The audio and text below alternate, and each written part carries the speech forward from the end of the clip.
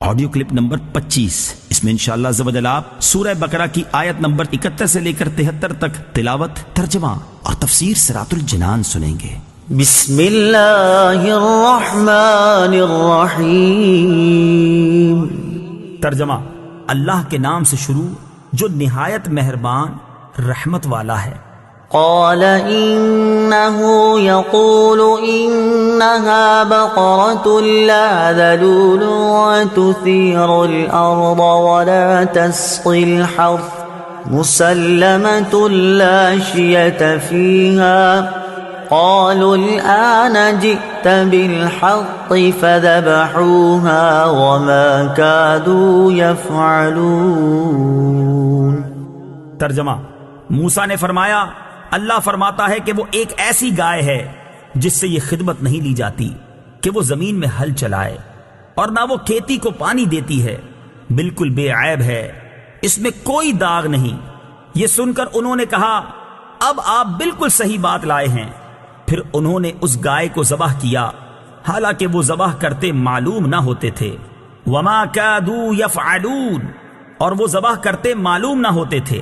تفسیر صراط الجنان میں ہے، بنی اسرائیل کے مسلسل سوالات اور اپنی رسوائی کے اندیشہ اور گائے کی گرانی قیمت سے یہ ظاہر ہوتا تھا کہ وہ ذبح کرنے کا قصد نہیں رکھتے، مگر جب ان کے سوالات شافی جوابوں سے ختم کر دیے گئے تو انہیں ذبح کرنا ہی پڑا۔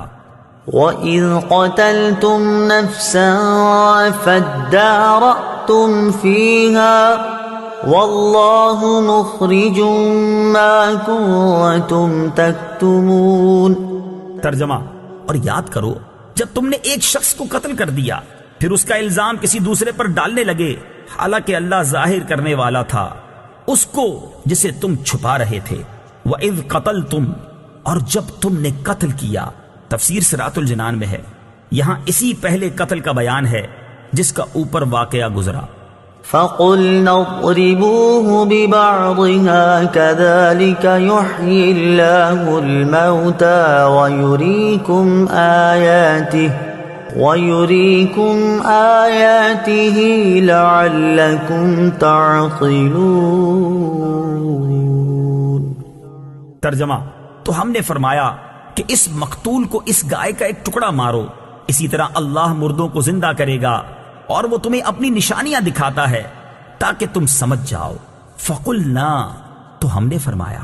تفسیر صراط الجنان میں ہے، بنی اسرائیل نے گائے ذبح کر کے اس کے کسی عضو سے مردے کو مارا، وہ بحکم الہی زندہ ہو گیا، اس کے حلق سے خون کا فوارہ جاری تھا۔ اس نے اپنے چچا زاد بھائی کے بارے میں بتایا کہ اس نے مجھے قتل کیا، اب اس کو بھی اقرار کرنا پڑا، اور حضرت موسیٰ علیہ السلام نے اس پر قصاص کا حکم فرمایا۔ اس آیت مبارکہ میں اللہ تعالیٰ نے مردے کو زندہ کرنے کے اس واقعے سے قیامت کے دن اٹھائے جانے پر دلیل قائم کی کہ تم سمجھ لو کہ جیسے اللہ تعالیٰ نے اس مردے کو زندہ کیا، اسی طرح وہ قیامت کے دن بھی مردوں کو زندہ فرمائے گا، کیونکہ وہ مردے زندہ کرنے پر قادر ہے، اور روز جزا مردوں کو زندہ کرنا اور حساب لینا حق ہے۔